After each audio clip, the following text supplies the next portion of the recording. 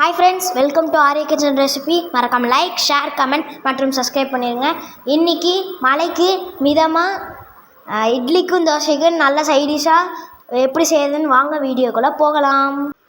இந்த ரெசிபிக்கு பார்த்திங்கன்னா ஒரு பெரிய வெங்காயம், 4 தக்காளி, 3 அல்லது 6 பச்சை மிளகாய் போட்டுக்கலாம். உங்கள் காரத்துக்கு தகுந்த மாதிரி. ஒரு 6-7 பல் பூண்டு, குழம்பு மிளகாய்த்தூள், கொஞ்சம் மல்லித்தூள், ஜீரகத்தூள், மஞ்சத்தூள். இவ்வளோ தாங்க இந்த ரெசிபிக்கு தேவையான அளவு உப்புங்க. இது எல்லாமே நம்ம ஒன்றா போட்டு குக்கரில் 2 விசில் விட்டு எடுத்துக்கலாம்.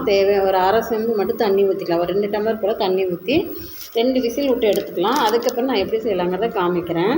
இப்போ நம்ம குக்கரை மூடி வச்சு ஆன் பண்ணிடுவோம். 2 விசில் வந்ததுக்கப்புறமா ஓப்பன் பண்ணி பார்க்கலாம்.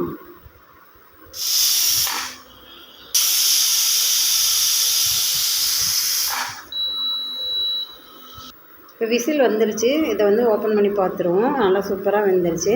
இப்போ இதில் இருக்க தண்ணி தனியாக நம்ம இருத்துட்டு அதுக்கப்புறமா இதை நல்லா கடைஞ்சிப்போம். மத்தி வச்சு கடைஞ்சிக்கலாம், இல்லை பிளெண்டர் இருந்தாலும் நீங்கள் கடைஞ்சிக்கலாம். நான் நல்லா கரண்டிலேயே மசிச்சு விட்டு நல்லா கடையில் மாதிரி ரெடி பண்ணிக்கிறேன். 1-2 ரொம்பவும் நைஸாகவும் கடைஞ்சிட தேவையில்லை. இந்தளவு கடைஞ்சால் போதும். இப்போ தேவையான அளவு தண்ணி நம்ம எடுத்து வச்ச தண்ணி இதோட மிக்ஸ் பண்ணிக்கலாம்.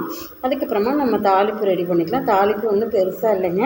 நம்ம எப்பயும் போல் வெங்காயம், வெங்காயம், கருவேப்பிலை இதெல்லாம் போட்டு கடுகு, சீரகம் ஃபஸ்ட்டு போட்டு குறைஞ்சதுக்கப்புறமா சின்ன வெங்காயம் கொஞ்சம் போல் எடுத்து வச்சுருக்கேன். அதுக்கப்புறம் கருவேப்பிலை இதை நல்லா வதக்கிக்குவோம்.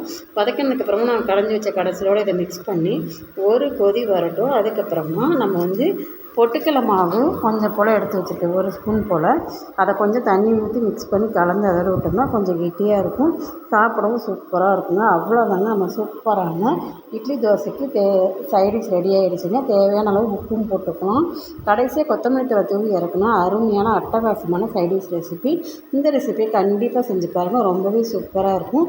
இந்த வீடியோ உங்களுக்கு பிடிச்சிருக்குன்னு நினைக்கிறேன். பிடிச்சிருந்தா லைக், ஷேர், கமெண்ட் மறக்காமல் சப்ஸ்கிரைப் பண்ணுங்கள். தேங்க்யூ ஃபார் வாட்சிங்.